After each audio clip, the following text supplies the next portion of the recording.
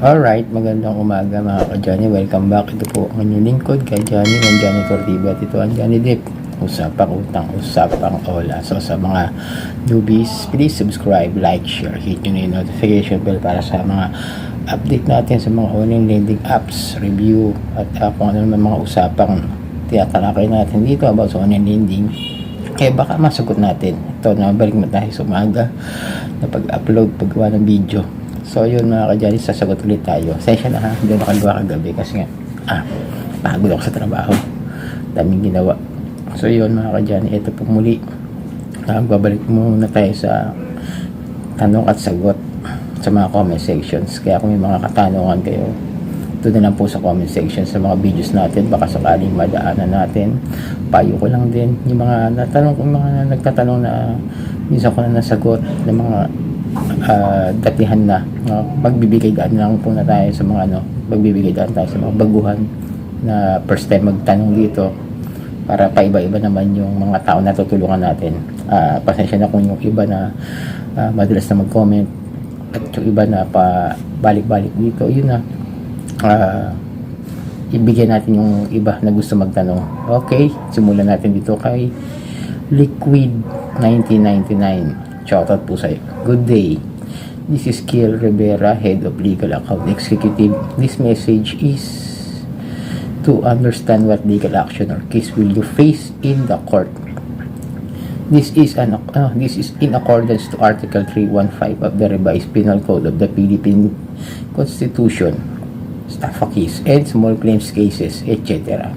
Ito po ay hindi pananakot. Ang pagbabaliwala sa loan o utang ay isa sa mga dahilan kung bakit kailangang humantong na sa pag-file ng case but in due process. Sana unawain nyo po kung bakit humantong sa ganito pagsasampa ng kaso. Pero bago ang lahat, sa pagsampa ng kaso ay kailangan mo na dumaan sa due process, kung saan we undergo to barangay settlement upang pag-usapan. Pero kung willing naman po kayo magbayad, hindi naman tayo mahihirapang makapagbayad dahil may pinagkakakitaan naman kayo o manghiram muna kayo to stop this illegal action. Wag po nating takasan ang ating pagkakautang. Makapag-usap kayo at mabigyan din namin kayo ng discount. Thank you. God bless. So, okay, sagutin natin to. Head Legal of Account Executive, excuse me, mga ola, madalas ganito sinasabi palagi, no? Legal settlement. Pero ito, wala namang masama sa sinabi niya, magpapile lang siya ng kaso. Pero yung naguluhan ako doon sa sinabi niya na estafa and small claims cases, pagkasamahin ba niyang isampa sa korte yan? Kung estafa case, usapang lending po ito, wala po kayong may sasampang kasong estafa sa inyo. Sa small claims pwede, pero yung small claims po ay civil case. Meron na po ako natalakay na video dyan sa pagkakaiba ng estafa case at ng small claims cases. I-search nyo lang po dito sa ating channel. Meron akong ginawang ganyan, yung pagkakaiba niyan. Sa estafa po kasi is criminal case at ang small claims po ay civil case lamang po. Mga danyos lamang po ang babayaran nyo dyan at yung mga paliningil ng utang, at depende po yan sa isang pangkaso sa civil case. Sa estafa, criminal case like yun nga, estafa, swindling, mga ganyan, mga may sinadyang panloloko o kung ano man na ginamit para makapanghiram ng pera at hindi binayaran, at mayroong mga dokumento na ginamit na hindi totoo o peke. Yun po. At ito po yung sinasabi niya na nang nag-message sa inyo na may barangay settlement. Tandaan niyo po ha, depende yan. Kung gusto nyong magkalinawan kayo sa barangay settlement, isama nyo yung agent na yan, pwede naman po yan. Pero kung sa karapatan at sa batas is bawal po ang makipag-areglo ang mga lending, kasi dapat diretso po yan sa small claims kasi nga lending company po yan. Kailangan doon sila mag-file ng kaso sa small claims na mismo sa municipal or sa metropolitan trial court, at papadalhan kayo ng summon kung meron na po talaga ng isang pang kaso sa inyo about doon sa inutang ninyo na hindi nyo nabayaran. Yan po, no? Wala naman ako nakikitang harassment dito. Siguro gusto lang niya reminder. Pero yung pupuntahan kayo, baka kasi ba magtanong kayo, magpupuntahan kayo, kung ola to kung hindi to iyon or hindi to home credit o digido, hindi mo kayo pupuntahan niya sa bahay. Kung ibang ano po yan, kung ibang ola yan, Huwag kayo naniniwala basta-basta nagpupunta yan. Okay, sana po nasagot po natin yung isa. At ito po isa. Wait. Yun.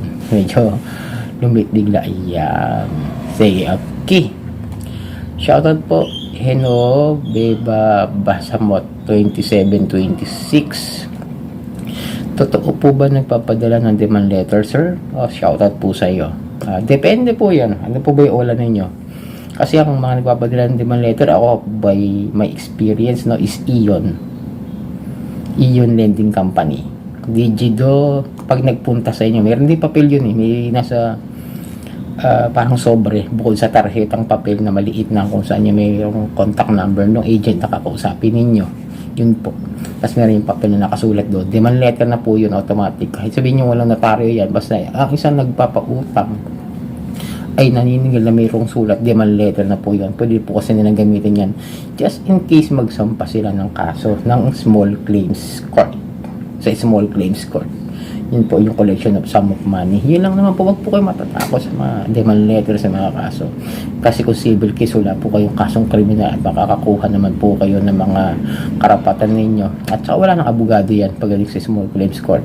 Pag-uusapan lang po kung magkano ba yung dapat mabayar. Pero syempre, hindi yung basta-basta magsasampa ng kaso sa korte dahil mabubuking po yung kanilang mataas na interest.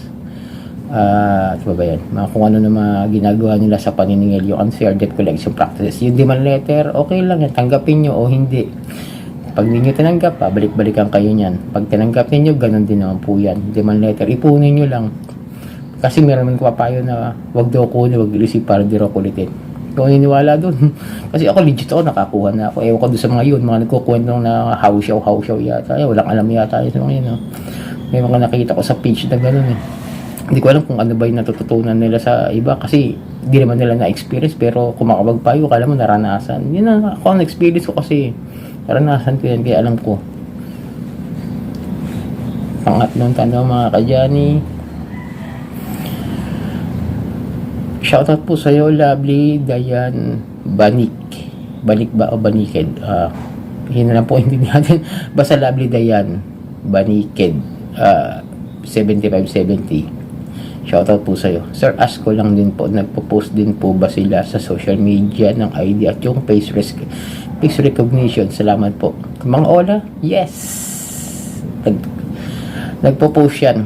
Ang sagot lang is, hindi natin alam kung kailan, hindi natin alam kung anong dami account, hindi natin alam kung saan sila masyadong nagpo-post. Pero dati sa mga buy and sell. Pero ngayon, no, medyo tumumal.